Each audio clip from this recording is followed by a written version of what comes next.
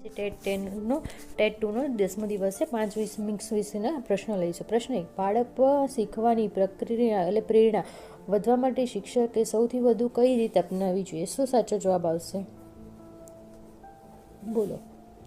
તો પ્રશંસા અને પ્રોત્સાહન આપવું જોઈએ ને. કેમ? તો સમજ માટે છે કે પ્રેરણા કેવી હોય છે? આંતરિક હોય છે, બરાબર.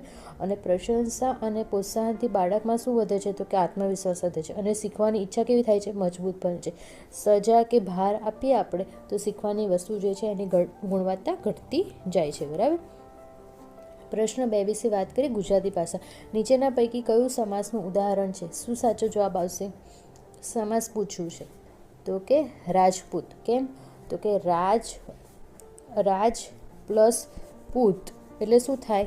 રાજપૂત. આ બંને શબ્દો મળીને નવો શબ્દ મળે છે. એ બે શબ્દો મળીને ભેગા જે નવો શબ્દ બને એને શું કહેવાય? સમાસ. એટલે અન્ય વિકલ્પોમાં શું વાક્યની રચના છે, જ્યારે આ એક જ છે જેમાં સમાસ છે, બરાબર.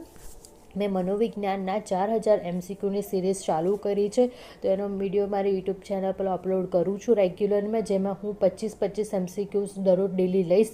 તો એના માટે જો તમે ટેટ 2ની તૈયારી કરતા હોય, તમને એવું લાગતું હોય કે મારે વિડીયો જોવો જોઈએ, તો મારો વિડીયો જોજો, કારણ કે એ પરીક્ષામાં તમને મદદરૂપ થશે, બરાબર. તમે જેટલી પ્રેક્ટિસ કરશો એટલું તમારા સારા માટે થશે. ટેટ 2ની થોડા સમયમાં જ એક્ઝામ આવશે, તો તમારે એટલી પ્રિપરેશન કરવી જોઈએ કે જેથી તમને લાગે હું પાસ થઈ શકું, બરાબર. અને તમારા સગા સંબંધી મિત્રોજનો બધાને આ રીલ શેર કરી દેજો, જેથી એમને મદદ પણ થાય, બરાબર. ત્રીજો વિષય ગણિત. જો કોઈ સંખ્યાનો 25% એટલે 50 હોય તો સંખ્યા કેટલી થશે? શું આવશે સાચો જવાબ?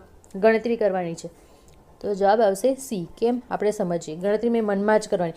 25% એટલે શું થાય? 100નો કેટલો ભાગ થાય? 1/4, બરાબર. 100નો ભાગ. હવે 50 ગુણ્યા 4 કરવાનું. કેમ કે અહીંયા 50 આપ્યા છે, તો 50 ગુણ્યા આપણે 4 કરશું તો કેટલા થાય? 200. આ ગણતરી મનમાં કરવાની છે, તો એક્ઝામમાં લખવા નહીં બેસતા તમે, બરાબર. ચલો આગળ જોઈએ. પર્યાવરણ અભ્યાસ.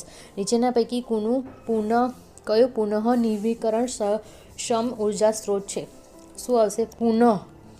સૂર્ય ઉર્જા આપણે ફરી રિપીટ યુઝ કરીએ છીએ. સૂર્ય ઉર્જા શું છે? આપણી પાસે અનલિમિટેડ સોર્સ છે, એનો વારંવાર ઉપલબ્ધ થાય છે. દરરોજ સવાર ત્યારે સૂર્યની એનર્જી આપણે મળે છે, તેથી એ પૂર્ણ ઉર્જા પ્રાપ્ત થાય છે. બાકીના બધા શું છે? કોલસેકર પતી જશે પછી નહીં મળે, પેટ્રોલ નહીં મળે, કુદરતી ગેસ પણ નહીં મળે, બરાબર. આગળ જઈએ. સામાજિક વિજ્ઞાન પ્રશ્ન. ભારતના બંધારણના ઘડતરમાં મુખ્ય અધ્યક્ષ કોણ હતા? શું હશે સાચો જવાબ?